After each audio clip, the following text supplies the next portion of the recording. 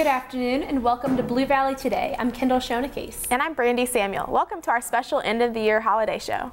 On today's show, we will meet several district students and discover their amazing stories. Next, let's meet a special young man from Prairie Star Elementary.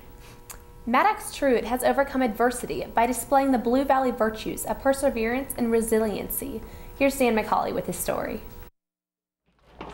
Moving from class to class seems like an easy task for most, but can be very challenging for others. He drew kind of a hard lot in life.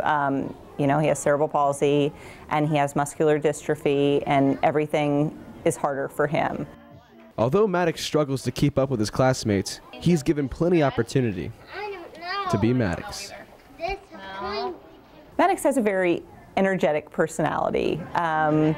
He is just the happiest little guy, you would ever meet. He's full of life. He has a million questions to ask. I would say he's definitely my most inquisitive kid. Along with his backpack and school supplies, Maddox brings his great sense of humor and wonderful personality. The thing that I like best about Maddox is his laugh. It's contagious. And he has a sense of humor that he puts a smile on my face every day. Maddox's true colors come out when he's in his element. Music isn't his only interest. Social studies he really likes. I think you've talked to him and you've seen he likes the monuments and everything like that. It's the pyramid, though. Whether it's music, social studies, or a simple task like walking down the hall, Maddox will always have his caring supporters by his side. With photographers Brandy Samuel and Sabir Rayford, this is Dan McCauley reporting for BVTV. Recently in Elkhorn, Nebraska, Scrabble players from all over the region met for an annual tournament. The winner in one of the divisions on that day was an 8th grader from Oxford Middle School. Let's take a look at his story. Avery Mojica, A-V-E-R-Y-M-O-J-I-C-A. I started playing when I was 4, but I didn't really know any words and how to spell. But I knew I liked words and numbers and all that stuff. When I was 6, I kept playing and I started playing real words. Not really good plays, but they were words nonetheless.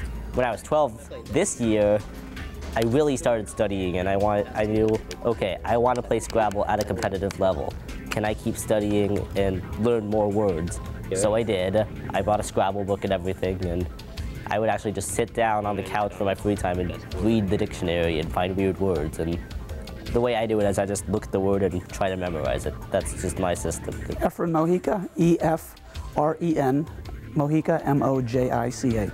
I think it's important as a parent to not necessarily live vicariously through your child through something that you like, but to understand what their interests are and what their passions are. And I think that's what we found with Avery, and I think that's what makes it fun. I like learning things, some things, not like science. That's never been my thing. I've liked things like numbers and words. Those always seem to fascinate me. And then like games is also something I've always loved, so board games especially. So when I found Scrabble, I'm like, oh, okay, I like this. Can I do something good with it? Then when I realized it's like a whole competitive thing, I was like, okay, I might be able to do something good with this. Priorities, he's got balance. I think those are the important things, and you know, it's a lifelong activity. It's a lifelong game, and if he wants to do it past high school, past college, even better.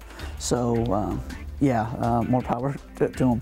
Probably one of my biggest dreams of Scrabble is to go to the Nationals. That's where every single good person goes, who like know every single word in the lexicon. I really want to go do it that one day, but huge thing for me. Thanks, Colin. Let's go to Dan and Parker with the sports. Welcome to sports. I'm Dan McCauley. And I'm Parker Lewis. It was another great year for the Blue Valley Tigers football team this year as they look to repeat as state champions. This year, the Tigers came up with some tight victories over some quality opponents.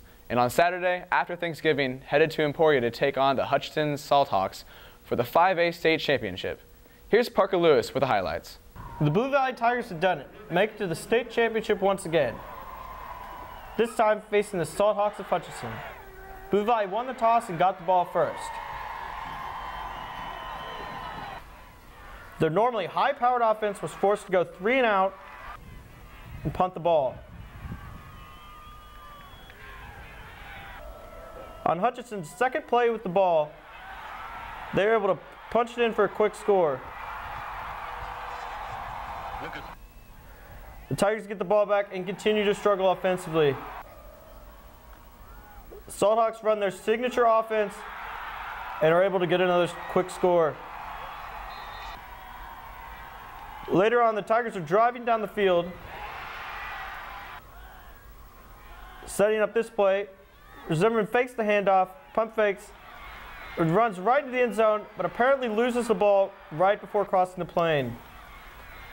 The Tigers need the ball, need to force a stop to get the ball back, stay in the game. They appear to force a fumble, but the runner was ruled down. They then stop the Salthawks. Justin Folks takes it in for a score. Tigers continue their roll, driving down the field. And Justin Folks takes one in. Justin Folks, the ball carrier. Touchdown, Blue Valley. The Tigers need a stop to stay in the game. With about a minute left, they force the Salthawks to a 4th and 3. Salthawks are able to read the defense perfectly, run a sweep to the outside and take it all the way down the field for a score. The Tigers fall to Hutchinson 33-21. Being the state runner-up is still something to be proud of, isn't it, Dan? Absolutely, absolutely. The basketball season is underway, and 2 of our local teams are rated in the statewide polls. The Blue Valley Northwest boys are rated number 3 behind Wichita Heights, and Olathe Northwest is 6A, and the Blue Valley High girls are rated number 1 for 5A. We will have some basketball highlights on our next show.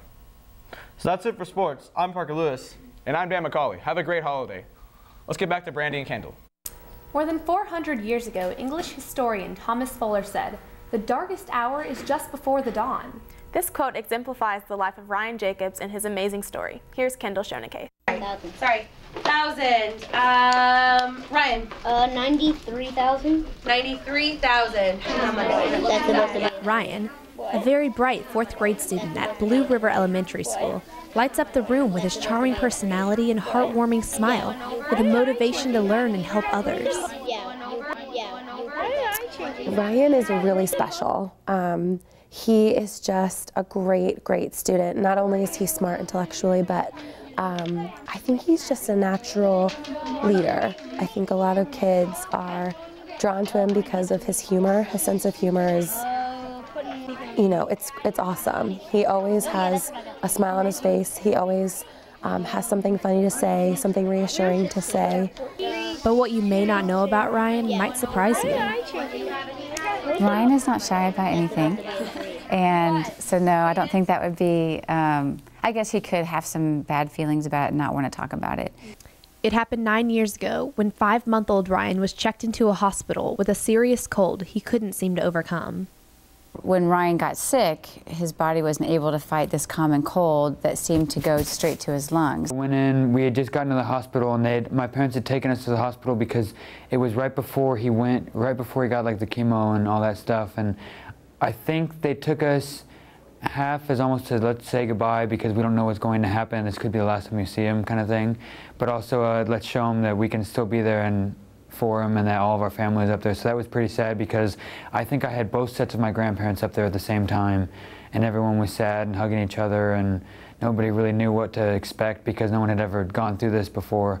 I think it was the hardest kind of for everybody to see him towards his last stages because that was when they had the most, I don't know, all the treatment that he went through. I think that was kind of the hardest to see him because they didn't expect him to live very much longer. And he did all 3 rounds of that chemotherapy and finished at the end of October. And just when the family thought all was well, disaster would strike again. That was a terrible day. That was a Monday morning and our families, we just finished Halloween and we just finished celebrating Ryan was home, and I think our parents felt like we were settled and trying to establish normal again in our life, and they waited till we were done with our doctor's appointment before they hit the road. And when we arrived for the first week, they drew blood and saw that he had relapsed. After months of fighting, they were finally successful, and the deadly disease was finally taken out. What ends up happening is for Ryan, they found an umbilical cord that had been banked in a blood bank in New York. And it was a near perfect match for him. I think there are 6 different types that they look at to match up, and 5 of them are perfect matches. They hooked it up to his catheter in his heart, and it looked just like a blood transfusion that he had had hundreds of by then. He was released from the hospital a month later, but his battle wasn't finished. While we were there in the clinic, he began to literally just almost like fall asleep in my arms. His whole demeanor changed. It was just really in a blink of an eye. Went to a back room in the clinic and they began to draw blood and do some x-rays and trying to figure out what was wrong. And they thought his lungs were filling with fluid, like somehow there was a breakdown and they needed to get some diuretics on board to get some of that fluid off. So after about 12 hours and that not being successful, they intubated him and put him on a breathing tube and realized it was blood that was in his lungs, which was just terrible. He was an immunosuppressed kid. He was a kid who just couldn't fight normal colds and things. He had 24 different viruses that he fought after his transplant happened at the end of January. It was a $30,000 shot, or $10,000 shot that he needed a series of 3 of them. And my husband and I, and people from our church had come, to be a part of it because they'd heard we were there through the night. And while we were in the room and his stats were going lower and lower on this terrible ventilator that he was on, we were just praying. And Ryan's body just, it was hard to describe. He seemed agitated and he was obviously struggling to breathe even though the ventilator was there with him. And his body just came to peace. The ICU doctor said this has never ever happened. The bleeding stopped and all of the films and x-rays of his lungs show no scarring and no effects of anything that happened. The Jacobs share their struggles from the past in a positive light to give others hope. Well, Camp Hope was a camp I went to. It was for if you had or had any type of cancer. I thought it was really fun because like everybody was like me there and I could do really, I didn't really have to feel like uncomfortable. Well, the fundraising we've gone to Light the Night. I've done something called Boy of the Year where these candidates, men and women would like go and set up fundraisers and they would raise as much money they could for the Leukemia and Lymphoma Society, and the men and women who raised the most money would get the title Man of the Year. I think it's pretty cool that I have a scar and I'm a cancer survivor, and I'll tell people how I got the scar and stuff like that. But they don't just stop I know there. there's a lot of other kids. Miracle in many ways, I think. Miracle that he never stops talking. Right now, I mean, he always, he doesn't know a stranger, as I like to say. He talks to everybody. He talks. I'm surprised he doesn't talk in his sleep. But, it's fantastic to be able for him to tell a story. And I think the coolest part was after he was out, they went, I guess you could say, on tour. Schools would ask him to come around and talk. If it can bring some hope to someone that they can be okay, during it, by being intentional about who you surround yourself with. And I think that'll be the most important thing that comes of this. With photographer Drew Garrett, this is Kendall Shonacase reporting for BVTV. Well, that's our show today. Thanks for watching, everyone. I'm Kendall Shonacase. And I'm Brandy Samuel. Have a great holiday break.